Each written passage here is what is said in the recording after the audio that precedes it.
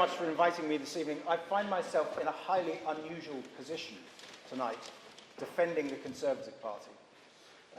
In my journalistic career, I've criticised the Tory Party a lot. I've been a critic time and time again. I've clashed with David Cameron. I've fallen out with Theresa May. It's actually very easy to fall out with Theresa May, as Sir Edward will attest. And as a former colleague of Boris Johnson on the Daily Telegraph, when I was the comment editor and Boris was a columnist, I thought, having experienced that and seen Boris on a day-to-day basis and his work ethic, I must say I thought it was a high-risk move to make him Prime Minister. And actually, a few days after the spectacular win in 2019, actually something it says a lot about Boris, he had this incredible victory, and I was at a party that was hosted by my then boss, Rupert Murdoch, and Boris approached me, and I said, well, Boris, well done. Congratulations for saving your country from Jeremy Corbyn. And Boris said, no, thank you. Thank you, Iain. I just want to thank you for everything that you have done and written during the campaign. And I said to Boris, but during the campaign, every week in my column, I criticised you for being a complete shambles. Looked a bit surprised for a moment, and he said, yes, but it spurred me on. And complete hokum, absolute hokum, as most of Boris's shtick is.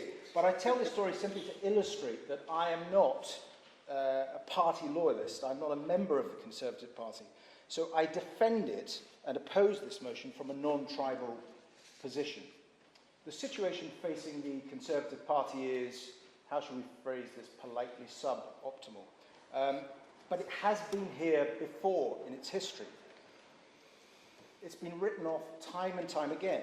Go back to 1832, the Great Reform Act, which was going to transform politics. But the party, against expectation at the time, reinvented itself. Then look what Disraeli and then Lord Salisbury did, reshaping the Tory tribe, matching it to new forces of industrialisation, ownership, and then democracy. And in the 20th century, the Labour Party and the trade union movement was going to be the destruction of the Conservative Party. And it didn't happen. Why? And it's because I think that the Tory Party, for all of its flaws, has a deep and meaningful connection with this country's history and a place in our national story. It's a party of the nation, it's a party of aspiration and of order over chaos, a theory that it has tested to destruction in the last 5 or 6 years, and also a history of taking on the sanctimonious, humorless far left.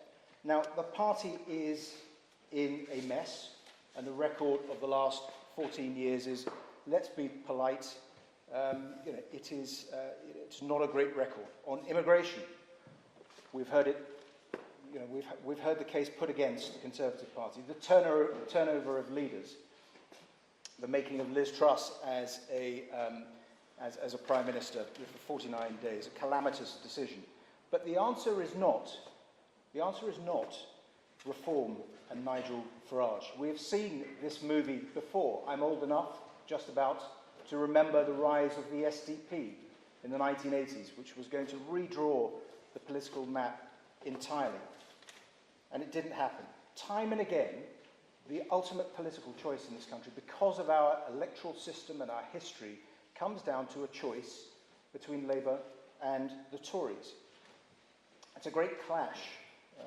And I think it's a very positive aspect of our system that we take for granted, because the two-party system, sort of two and a half sometimes, and also in Scotland it's different, more complicated, but in Westminster terms, what it does is it acts like a shock absorber when you get the forces of populism. Actually, look at all of the change there's been in the last 10 or 15 years. Brexit, the Eurozone crisis, war. Somehow, even though this hasn't happened in a lot of other European countries, our system, via the Labour Party and the Tory Party, has somehow absorbed that and found quite often stable majorities. And I think it really does, come down to the fact that it is that fundamental choice between two visions of human nature and Human Affairs, the Labour Party on one side and the Tory Party on the other. So I think that when the time comes to replace this Labour government, and my goodness, this Labour government is getting itself into a mess. When you look at the education bill, when you look at the budget, which has had a catastrophic effect on business confidence, already this early into a Labour government, I as a journalist, who's written about this for a long time, I've never encountered a government get into quite this much trouble, Liz Truss accepted, in all my time in political journalism. But ultimately, when it comes down to it, it will be that choice between the Labour Party and the Conservatives. It will require much more than a protest movement. And yes, of course, Nigel Farage is very entertaining on GB News or I'm a Celebrity or whichever show he was in the jungle. And they're very good as a party at presenting simplistic solutions to very complicated problems, as was presented by Sir Edward. This idea, completely ludicrous, that you can, as you said, just go out into the middle of the busiest shipping lane in the world and just turn over dinghies or tow them back to France and expect the French to then to accept it. It's not the basis of a serious policy.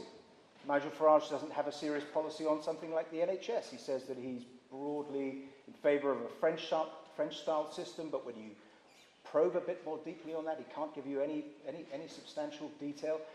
Nigel Farage is managing to attract a lot of discontented Labour voters, people who are pro-nationalisation and left-wing on the economy. But the Nigel Farage I've known for a long time is a Thatcherite and proclaims himself as a Thatcherite. There is, at the heart of reform, something fundamentally incoherent and unserious. So it will need, when it is time for a choice, and it is time the next general election, it will need a party of government.